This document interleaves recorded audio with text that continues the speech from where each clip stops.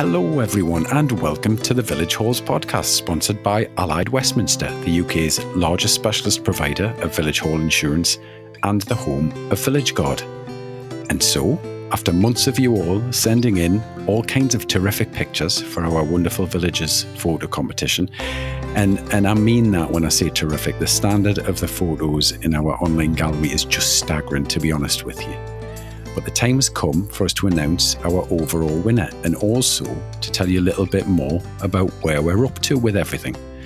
So firstly, just to let you know that the winners of our second, third, fourth and fifth prizes will be announced in the new year, and the reason for that is simply to give us a bit more time to reach our final decisions. It's not an easy task, to be honest, whittling around 400 fantastic photos down to just 5 and then putting them into order. So please bear with us a little while longer on that front. And if you're not the overall winner, don't be disappointed just yet, because you never know, we may be in touch over the coming weeks with some fantastic news. But what about the overall winner? Well, this photo actually really stood out for us for all kinds of reasons. And so I'm sure you're already wondering, where can you see the photo itself? Well, you can do one of two things. Either head to the photo competition page on our website at thevillagehallspodcast.com, or if you aren't already, pause and listen into this episode on our YouTube channel instead, and you'll see the image right there. Just head to YouTube and search for the Village Halls podcast, and when you find us, don't forget to subscribe to our channel as well, especially if you want to see the other winning entries when we announce them early next year.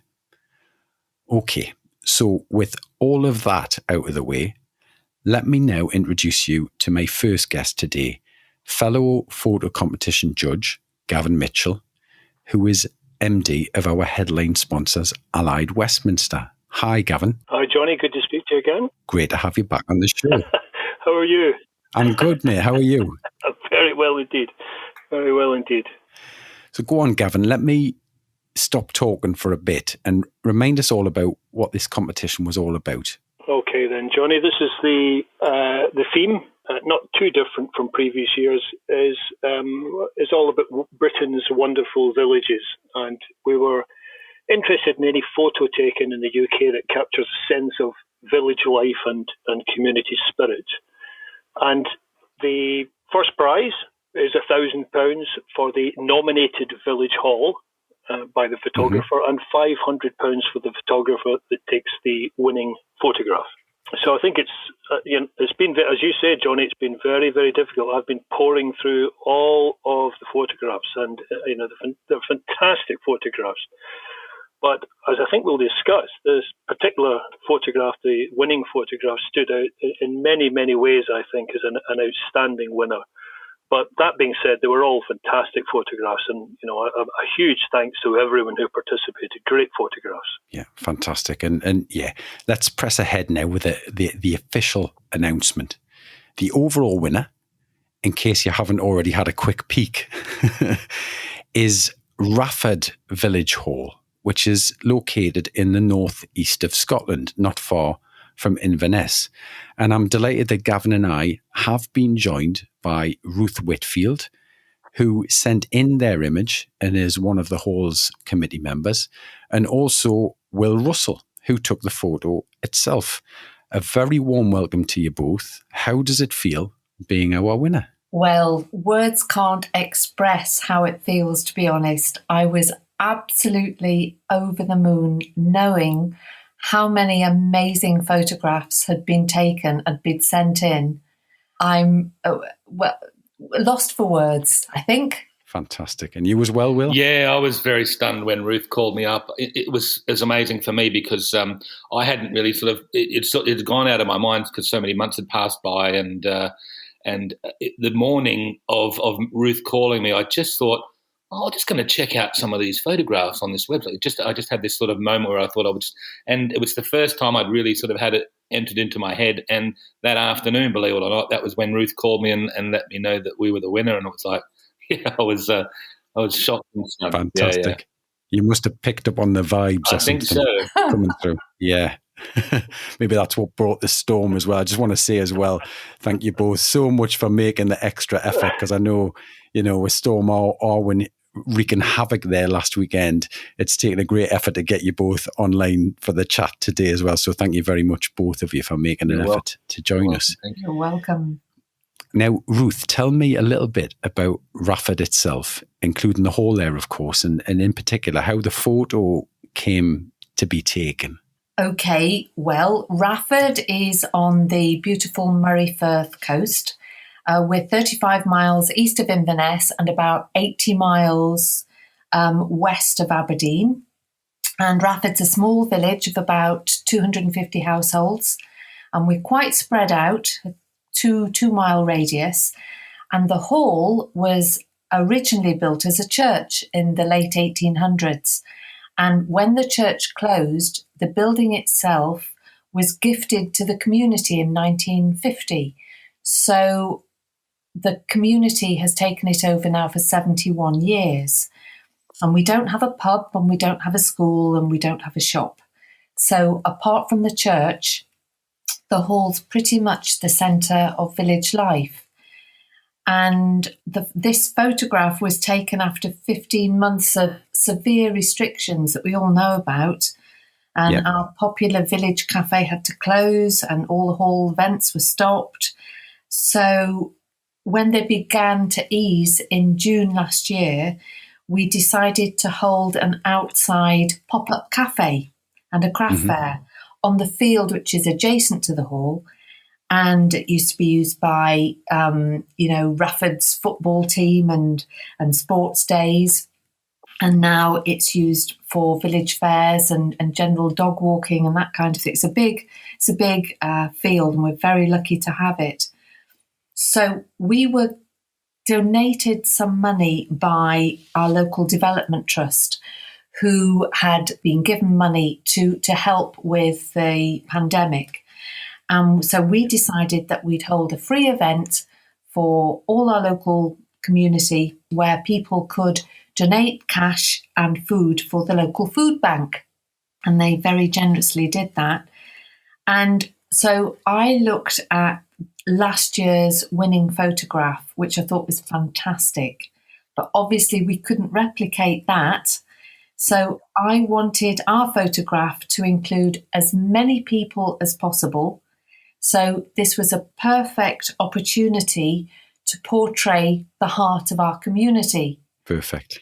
And our weekly Be Creative group years ago made about a mile's worth of bunting. And I think every village hall, it should be law really, that every village hall should have bunting. So we created this big heart on the field, made bunting, and we asked everybody at the end of the cafe if they would come and stand inside the heart. And Will was able to then take the drone photograph. But can I just go back one day? So that was a Saturday. On the Friday, one of the original person a neighbour who said that he would take the drone photograph was called away to work. And the last, I work in event management, so always having to, think on my feet at the last minute. So very long story short, I called Will, who I know, and I also know that he's a very, very busy person. He takes photographs for weddings as well as many other things, and it was the middle of the summer, and so it was a really long shot as to whether Will would be able to do it. Yeah, it was a shock to me because it was a Friday night, and it's generally, my wife is a wedding celebrant, so we work as a team. She's a wedding celebrant, and I photograph a lot of her weddings. So Saturday is generally sort of a prime day for us for weddings, and also Sundays. And for this particular Saturday, I didn't have any sort of work on. I didn't have a wedding on, and when I got the call from Ruth, I wasn't even sure. I tend not to answer my phone sort of, in the evening, certainly on Friday, Saturday, Sunday, just because, I switch off and try to switch off from the week because I know I've got a busy weekend. So in this particular case, I picked up the phone and Ruth asked, and I've got a habit of actually saying yes to really knowing before I actually really know what I'm saying yes to. So in this particular case, I was very, very delighted to be able to. I was also a resident of Rafford for about 15 months. We were living in Rafford for a bit, so we know the hall very well. We visited it many times to have Saturday cafes and things like that. So when Ruth called, it was sort of, I didn't have anything on, so it was sort of a no-brainer. But I didn't really expect this sort of outcome. I was just there to be of service to Ruth and the community, and very, very delighted that it came out the way it did. Can I just help everyone out there as well? If anybody's wondering which part of Scotland Will is actually from, it's quite obvious that he's from Perth. He's from Perth in Scotland. Is that right, Will? Yeah, that's sort of right. I'm from Perth, Western Australia. Lived in Scotland for 20 years. But my grandmother is Scottish, so that's how I'm able to be here. And Ruth's from the Manchester area of Scotland as well, in case you're wondering. And the truth, Gavin is the only true Scotsman on the on the show. It could have been anywhere in the UK, the photograph, but I'm just so pleased with the photograph. And I have to say, listening to you, Ruth, the story behind it actually just reinforces, I think, the decision, because it's all about the community, and it's such a clear rural community photograph. But the nice thing is the community is in the photograph as well. And it's funny you said about the church. I was going to ask you that, because when I dropped in on Google Maps, I thought, oh look, there's the village church in the background. And when I went on to the street view on Google Maps, I realised that was actually the village hall. So it's great to have the village hall in the photograph, and nice that you told us that story about the church becoming the village hall in 1950. Yes, so what a lovely photograph and a great story. And Will, terrific. Thank you for taking the photo. Thank you. Yeah, I agree, Gavin. I mean, Ruth, you answered so many of my questions actually when you were talking about the photo, because you mentioned about football, and I'm thinking, oh, there's a football pitch there, and I was wondering if that building, which looks a bit like a church, was the village hall itself. And you mentioned dog walking, and there's a few dogs there, and amongst the heart as well as people. If you have a really close look at the photo itself, I guess it must have taken quite a bit of organising as well. To get everybody to stand there, yeah. Well, exactly. I'm a few days beforehand, Robin the farmer had mowed the field, and the day before we have a trusty team of wonderful volunteers who erected the marquees and tents and everything. And I think everybody would understand that no matter how short an event is, and this was only 2 hours, it takes a huge amount of organisation and people power to make things run smoothly. So we're lucky enough to have such a great group of willing helpers we can call upon. So on the day, of course, everybody's there and they're really enjoying themselves and saying hello to neighbours and friends and meeting new people and that kind of thing. And I wanted everybody to go to the heart for Will to take the photograph about a quarter of an hour from the end. But of course, everybody's really enjoying themselves, sitting down and having a chat. So I've got a good friend called Alistair who's got a very booming voice, and I handed him a megaphone and I said, Alistair, get everybody over there, will you? So he said, all right. So he does it in such a wonderful way. And I think I overheard him say, if you don't go, you will be charged a £5. And that moved them quite quickly towards the heart. Brilliant. Yeah. Brilliant and stuff. Also, there's one other thing that if people have a look at the photograph, they'll see in the top left-hand corner there are 3 beings called Angus, Archie and Colby, who are 3 fluffy alpacas who also live in Rafford. And they were a great draw. And Tracy, who has the alpaca farm, contacted me the day before and said, would you like the alpacas to come? And I said, oh, yes, please, that'd be fantastic.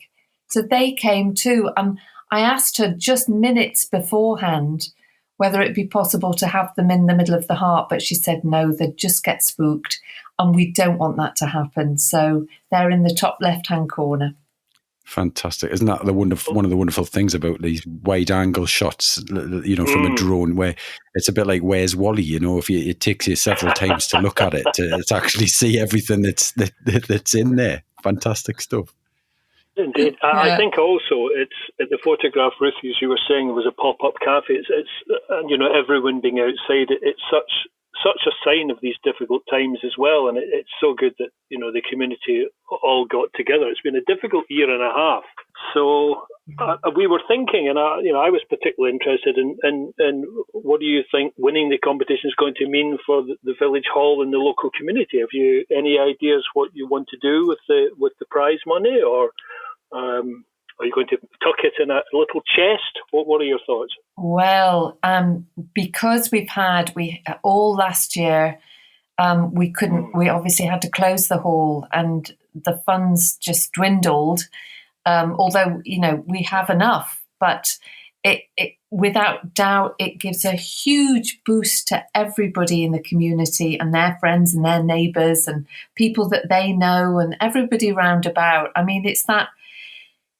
Everyone who's connected to the hall feels part of this success. So it's not like one person winning the lottery. It's like everybody wins, which is great. And I've often tried to define the word community. And for me, it's actually a feeling of being part of a place and people who live there and all the generations, and that lovely, warm feeling of being connected. Even if you don't know everyone there, that we've got something in common. So, we'll all be absolutely delighted. But as to how we'll celebrate and use the money, that we'll have to put that out to the community. And we still have to celebrate our 70th birthday because we were unable to do that last year. So obviously the first thing would be to frame our winning photograph. And in the spring, we'll be starting the village cafes again. So we'll most definitely have to bake a special cake. But as far as the rest of the money goes, we will put it out to the community and get them to decide, I think, Gavin. Well, being a Scottish village and a Scottish village hall, a ceilidh should be in order, surely? A ceilidh, absolutely. Most definitely. We haven't been able to have hold a St Andrew's ceilidh that we normally do at the end of November because of the conditions at the moment. So maybe an outside one. Weather permitting. Yes.